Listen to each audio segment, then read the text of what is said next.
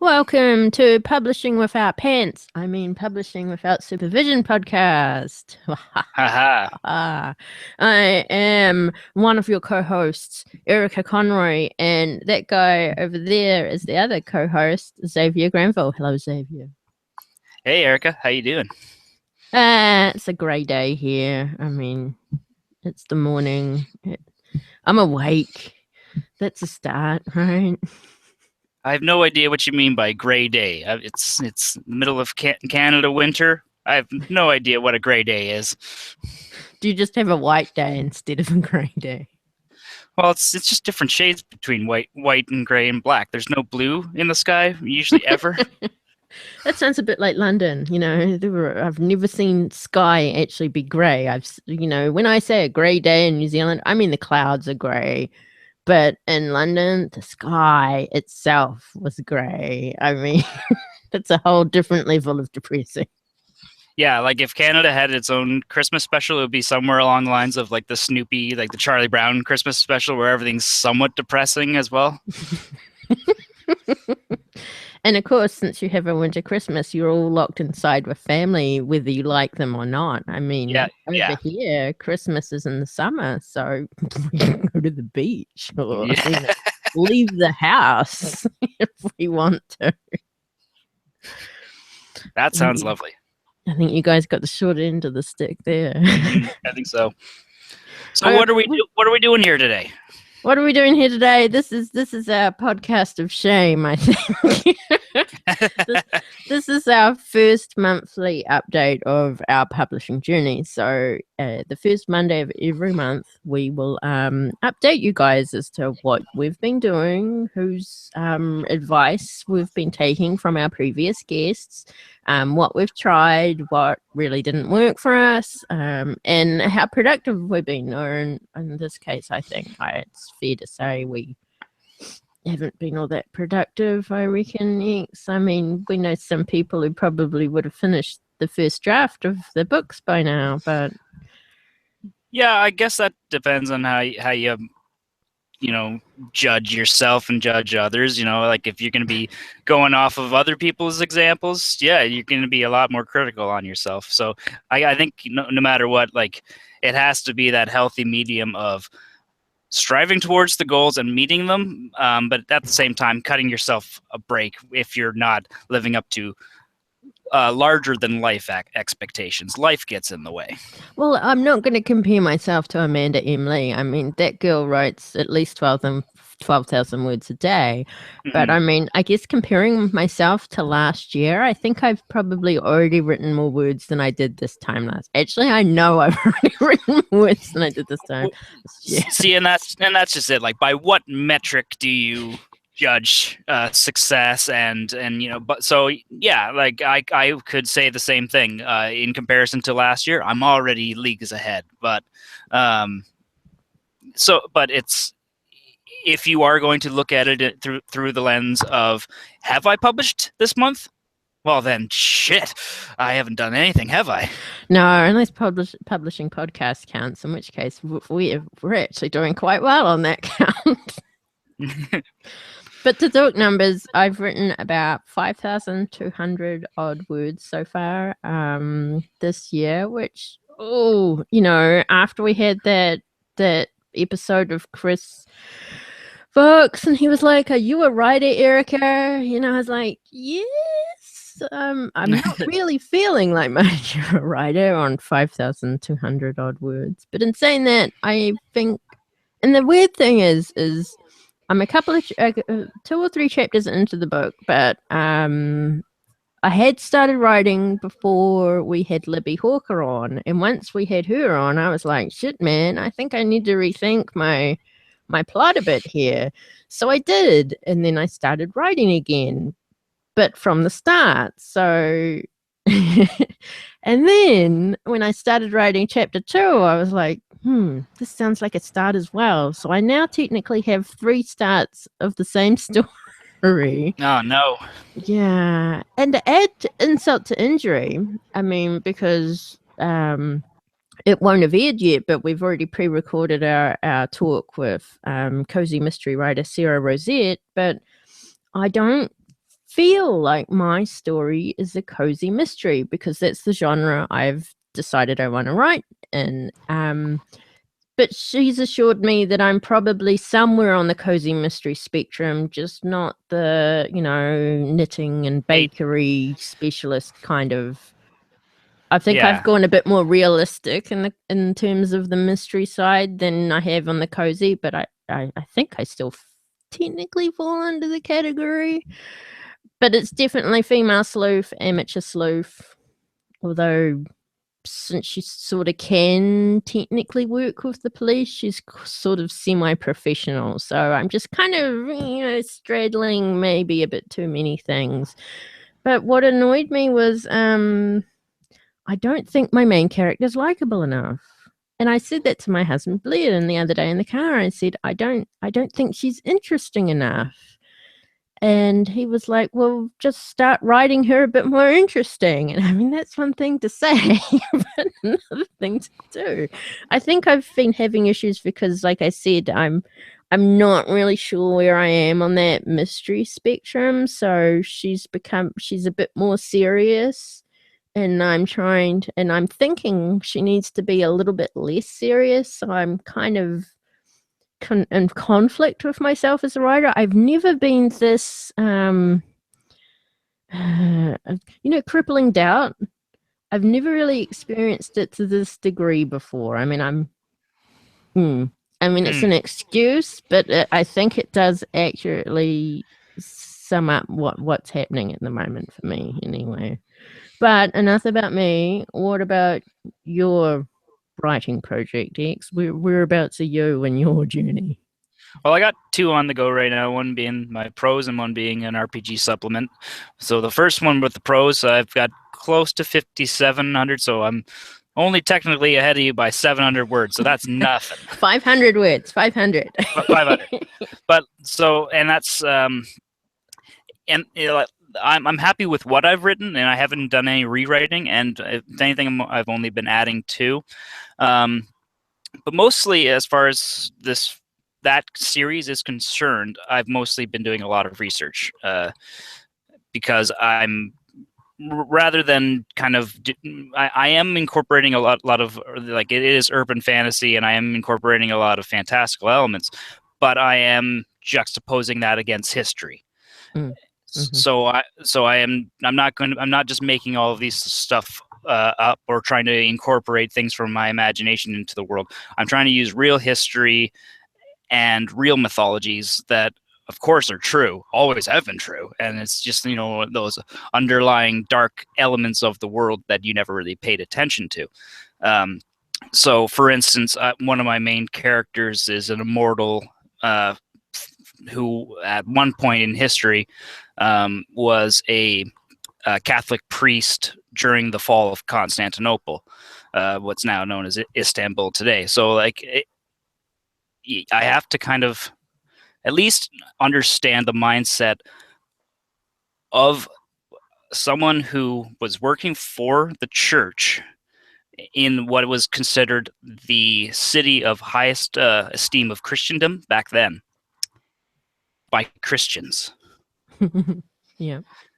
So I need to make sure that I want to make sure, at least, that when I am showing this character's backstory and these flashbacks to these historical events, not only am I making sure that the city itself and the area around Constantinople rings true and historically, but I also want to make sure that it feels like this guy was actually there, not just seeing the events, but actually involved, and what that meant to him, and as a kind of a starting point, this was one of the trigger events that leads him to being who he is in this modern age, and how can I take those parallels of what's already happened in history and keep that in mind with someone who's seeing history repeat constantly.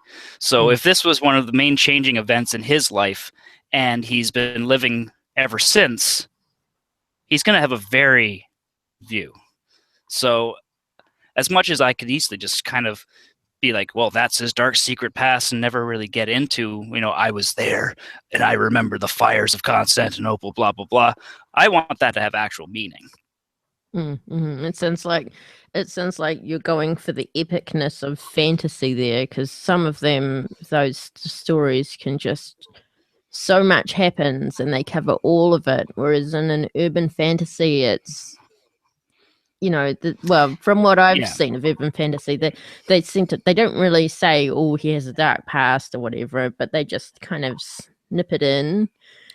Yeah, and I think that a lot of urban fantasy kind of pokes at that you don't really know what's beyond the veil of the shadow type of a thing. Like it's a lot more speculative about what's happening in the background, and I think that's what a lot of the like Jim Butcher does really well, because book by book he slowly is introducing how weird this world works, and once you start understanding, oh, there's friggin' Fae, and how do the courts of night work, and how does all that stuff fit in with modern day Chicago police.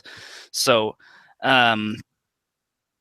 that's the real big thing for me, is to try to weave those things in, but rather than doing it the way that a lot of people are doing nowadays, where it just kind of seems this ambivalent kind of you don't know what's going on, and it slowly is being introduced. Almost the feeling for my main protagonist that she is being thrown into stuff that's been well established, and that might be a little tough on a reader, but I want the reader to feel like the protagonist, where suddenly you are right in the smack and dab in the middle between the war between 4 realities. 4, geez. Yeah. Heaven, hell, shadow, and the witch. Oh, okay. Well, it sounds like, you're not just research you're doing here, but you're doing a lot of, your world building sounds pretty epic. I mean, no wonder you haven't written as, only done about 5,000 odd words. I mean, you have an excuse. And most of these, what I've written, have been conversations. Like, these are like little moments from where I see these characters going. My main protagonist is a female. I guess you could call her witch. Like it's because it's that classical pagan sense of a naturalist, someone who uses the power of the earth and channels it through herself as magic and blah blah blah. Mm-hmm. And so she kind of is chosen by Gaia, essentially, but her mother is half angel. So her mom's, quite literally devoted to God and can only serve as a legionary to the Almighty, whereas her daughter is bound to Earth, quite literally, the spirit of Earth. So as much as her mom can, give her a little hand here and there, they are actually against each other, because who wants dominion of Earth? God, the devils, the shadow, and the witches. And the Earth is kind of the playing ground for all of these sides kind of duking it out amongst themselves. So, you have this one girl who's in the middle, quite literally, because she is bound to serve the Earth, and the Earth is the battleground. It's what's been thought over, and it is the battleground by the sounds of. That's right. Yeah. Yeah, it is. Okay, so what about you said you've done work on your RPG stuff as well, which was your secondary goal for the year? Yes. So I'd already run this scenario through the group that I run a game with, but essentially it's a story about the adventuring party, or the protagonists or whatever, come to a strange town that is completely gone mad. And, it's gray skies. They claim it's blue, blah, blah, blah. Ghosts wandering the streets, all these haunting things and weird madness and stuff like that. So what I've done, because basically it started off with a couple of encounters of people arriving to the town. So there's a long winding road of weird things happening along the way that I wrote. Then there's this town that I had to kind of flesh out and figure out, how does this small fishing village work? Is there a sewer system? How does the sewer system work? What kind of government is running this place, and blah blah blah.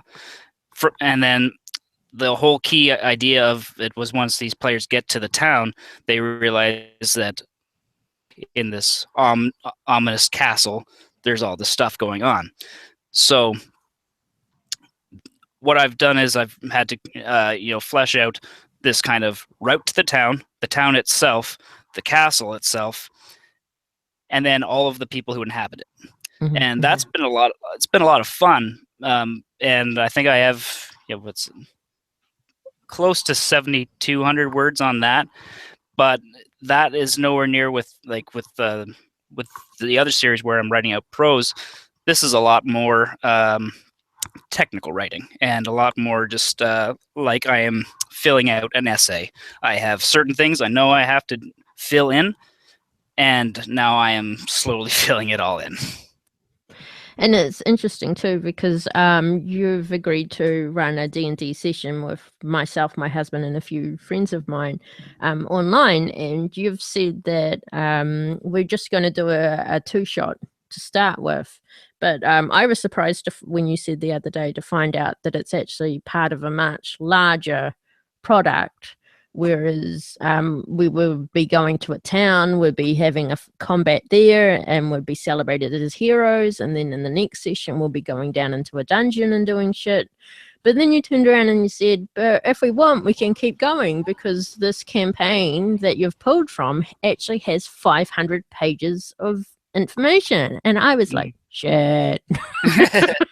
Well, and that's like, the one that I'm writing is something more along the lines of a 60 to 100 page adventure, where that's something that would be aimed to potentially be run across 1 to 4 game sessions. And usually I find a lot of gaming groups, they'll run for 2 to 3, 4 hours per game or whatever. So just within 100 pages, that's potentially like 12 to 16 hours of gameplay. Mm-hmm. And then when you look at the ones like the one that I'm running for you guys, which it's called Rise of the Rune Lords, done originally by Paizo for the Pathfinder system. Like you take that 500 page epic tome, and that could potentially be a year's worth of gaming. But if they're written correctly, or at least written well enough that when if a talented GM can read it correctly and can interpret what's in the pages well enough, you could easily stretch those things and make them longer than that. Or you could just take the smallest element of like the first couple encounters and make a game out of that, which is what's my intention with you guys, is that, play the first couple levels of this thing, and if people enjoy it, then at least there is the opportunity to branch off from there. Yeah, and like I said to my husband, I mean, it's something that's already in existence. It's something someone else has written. You're just working with it and interpreting it.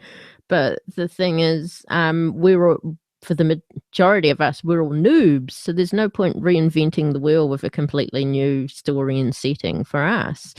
Because, with something that's already in existence, we haven't seen it before. So you might as well, start with a framework and everything that's there, so you don't have to do as much, and creative thinking here. And that's just it. Like, as far as time investment goes, I already have enough time being invested into other things to have to try to worry about coming up with a whole new world, and that's originally what I was doing. But and that's originally what I did last year when I started my home gaming group, was that people were asking me what I wanted to do as far as running a game, and I said, well, I I personally am not very familiar with all of the gods of the D&D worlds, guys, and all of the minutia. I've only read select books that have been published, within the game lines or settings of the worlds that are within these games. So the tome of the D&D Player's Handbook and the Dungeon Master's Guide as just options for me to be able to create my own world, because I did not feel like researching other people's shit at the time. Fair enough. And I guess in a sense the RPG world, so to speak, is almost, you could liken it to Kindle worlds, where you're using someone else's framework and characters and background and everything, and creating, building on that is something in Kindle worlds, but with RPGs and Dungeons. Absolutely. And that's how some people end up getting jobs that way. They end up becoming that author who specifically writes for one specific game line. You look at Chris Perkins, and he specifically is writing for D&D now, because that's not only does he understand the mechanics of the system, like the game system itself, but he knows Forgotten Realms, the world created by Ed Greenwood, like the back of his hand. And because he knows that, not only is he an authority on the game system itself, but he's also an authority on the mythos. And so you can trust him to be able to tell you about the city of Waterdeep in his adventures, because he's been there, bitches. Yeah, and I mean, we also watched, he was the keynote speaker at PAX South just the other weekend, and he was talking about storytellers, and that he's always on the lookout for new storytellers, especially ones in the D&D universe. He's looking for the next generation, so to speak, to take over. So maybe one day we'll find X as part of the D&D world itself, having taken Chris Perkins' place. We'll see, but in the meantime, like I said, I plan on just trying to come up with a couple of small supplements, adventure modules primarily, as I don't really like the idea of trying to make the D&D system any better, like with the adding character options and stuff like that, because I think the internet does a damn well job of that as is. And there's plenty of talented people out there who are more thinking about these things under the veil of mechanics. These guys are trying to make this a smoother gaming system, whereas I'm more primarily concerned about doing what I am getting out of reading Rise of Runelords right now, is that if I don't have time to be able to plan out all of this stuff, I want to be able to read something very quickly, be able to absorb all that information, and if I have questions, it's provided within the text, not just kind of giving you these basic things, whereas where if a player were to ask you, like, well, what's down that street, and you kind of end up going, a dead end. Dead end. And lots of dead ends in this town. Yeah, and that's not, and if that happens and it's not your fault, because the guy that designed the adventure in the first place just didn't provide to you a town, a road in that town for the players to go down, that's their fault, and that's just bad writing and bad design of you want to try to be able to make these storytelling things between people very fluid and easily to be able to get across, So if there's something weird like that just sticks out, it's going to throw them out of the game, and you don't want that. That's the last thing that you want. Yeah, the last thing you want is a town that has no roads. But just to remind everyone again that you can make money on this X. So do you want to bring up how before we move back onto another topic? Yeah, check out DriveThruRPG, IndieRPG.com. I can't remember. There's a couple more, Indie Press Revolution. But a lot of the people nowadays, I've noticed, if they're selling independently for their RPGs, they're doing it off of their own websites, and they're printing through Lightning Source primarily. And but ultimately it is like ebooks. It is a PDF market. So if you can balance the time of writing these things with also contracting out or providing artwork, because most of these things, the RPG books, if you don't have artwork or you do not have clever enough design to make it easy to read, it's like pulling teeth. It's like reading a textbook, and it doesn't matter if you are describing, the coolest lost subterranean city that was lost, because of an earthquake thousands of years ago, blah, blah, blah. Doesn't matter how cool that is. If it looks like a big block of text, no one's going to read it. Yeah. So it is a balance of, if you can't do the art yourself, then you do need to contract out. And then it gets into that balance of how much art and how, text to art on page. And you have to start making those decisions very early. Otherwise, the money's going to start adding up. The time's going to start adding up. And the list of artists is going to start adding up, because if you don't start making those key decisions, you're going to need specific people for specific things that you suddenly have had way too much time to think about. Mm-hmm. So it's very much, this could be something that will end up costing you more to produce than your urban fantasy book is going to cost. Absolutely, if you're not careful. And those are the kind of decisions you have to make ahead of time, as to how big of a project is this, and how much are you going to be budgeting for each element: maps, art, text, and then the whole design process of just putting it all together. A lot of layout and formatting there, and you would hopefully get to the point where your urban fantasy book series is going to fund the production of your RPG supplements and stuff. Absolutely. Yeah, exactly. Ultimately, prose is where I want to be at and where I want to live. But if I can also, if I can create some worlds and then let people run around and play with them as well, I think that's a lot of fun. So, and likewise, I think down the line with certain fiction lines, I might end up incorporating RPG elements into that as well. Like if I can write one series that feels like it could be a game as well, then at least that is an option. And if there is enough support around that, then yeah, it would be something I'd consider. Basically crossing mediums there. So instead of like a companion book, instead of a companion book for your urban fantasy series, or a coloring in book, what people are doing, you're providing a more immersive gaming experience to supplement your urban fantasy series.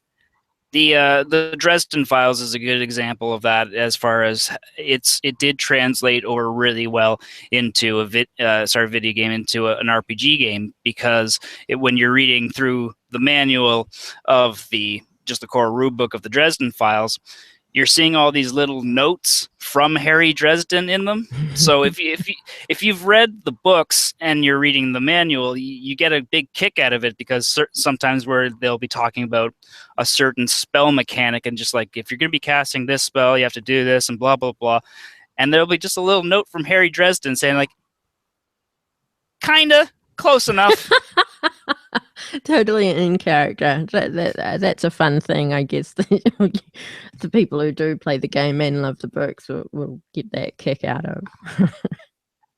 Yeah, absolutely. Okay. Well, we'll just touch lightly on my secondary goal, because I've already failed it. And mine's meant to be changing my diet and exercise, basically a little bit of my daily life, to hopefully lose some weight. And really it's to gain more energy and to sleep better and to feel better.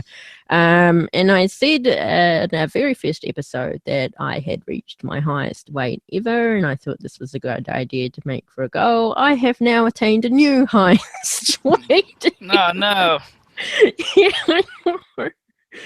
But what's really frustrating is the other day I went into the city, and we bought me a Fitbit to try and help. So that's one step to try and get me to do more steps and stuff. It's actually quite neat. I really like that I have an awesome resting pulse. That's awesome. But I did like the most amount of steps I'd ever done in ages, just wandering around the city the other day, and I put on weight the next morning. I thought, the fuck. What did did the sweat, accumulate or something, or I don't know, did I inhale more weight? I don't know. But anyway, my plan is to reduce the amount of sugar I intake, because I believe that's probably where most of my weight gain is coming from, because I really like Coca-Cola, and yesterday I had 3 cans of it, That'll do it. which is more than I usually have. It's maybe 1 or 2 soft drinks a day, which is still a lot for a lot of people. They're like, oh my God, I just drink water. And I'm like, I don't like the taste of tap water. But we've got a water filter now again, so that should hopefully help. Juice is also full of sugar, which is unfortunate. The other week I said to Blair he couldn't eat any Burger King, because if he forgets to eat lunch or something, or there's too many people at all the usual places that are good for him, he'll go to Burger King and just eat Burger King. So he said, you can't have Coke then. And I was like, oh, okay. And I managed a few days, but then I took him out to an Indian restaurant and they were like, what do you want to drink? And I looked straight at him and I went, Coke. There's nothing you can do about it. So, yeah. Yeah, try saying no to that. Yeah, there was a time, though, where I didn't drink soft drink at all during the week. I only did it on the weekend. And I'm going to initially try and get to that point again, I think. But as long as I don't supplement the soft drink I'm drinking with like more juice, because that's still a ton of sugar, or chocolate milk, which, although contains nice healthy milk, also contains chocolate and sugars.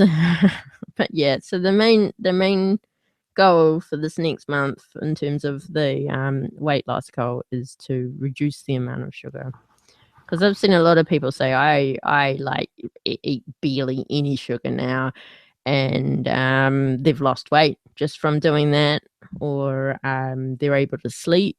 And my auntie said, oh, we've got this girl at work who stopped eating sugar, but she went out and had to have dinner with us, and we were like, just have one wine. And they were like, come on, just one wine won't hurt. So she had one glass of wine, and she came back the next day and she said, you bastards, I couldn't sleep for 5 hours last night. Yeah, no, and people forget about that with alcohol. Like it's also crazy high in sugars. It just comes from usually a fermented something that will be turned into sugars in order to make the ethanol to make the alcohol. So, well, and she knew, but she let herself succumb to peer pressure. And I mean, shame on my auntie and her friends for doing that. I mean, seriously. Well, at least they didn't do what I did when I was in high school, trying to convince friends to drink, where I would just point at them and say, peer pressure, peer pressure, peer. You acknowledged it. and it actually worked sometimes. That was the worst part. It wouldn't really work on me, though. I don't really like the taste of much alcohol. I hope it wouldn't.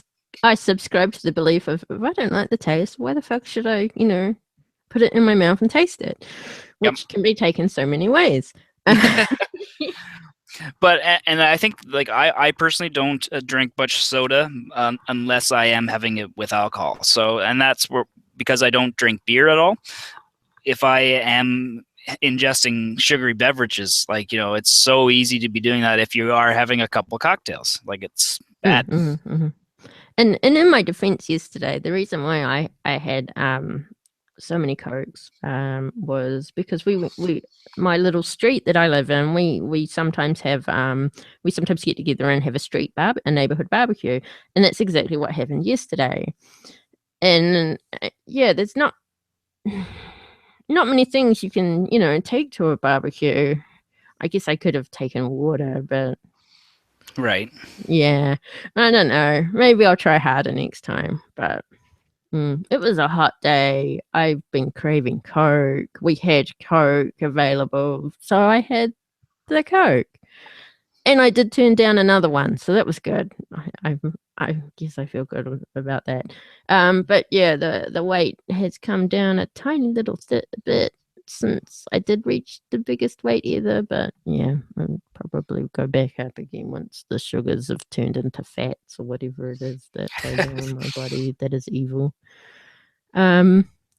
I think we talked a lot about your book and what it was about, but I haven't really touched about what my book series is about, other than it's a cozy mystery and there's a female main character who I don't think is likable or fun enough yet. But so she's what they call to start with. I'm actually setting it in New Zealand because screw America. I've got enough books set in America. I set it in New Zealand, then I can write in New Zealand English, and it's just easier.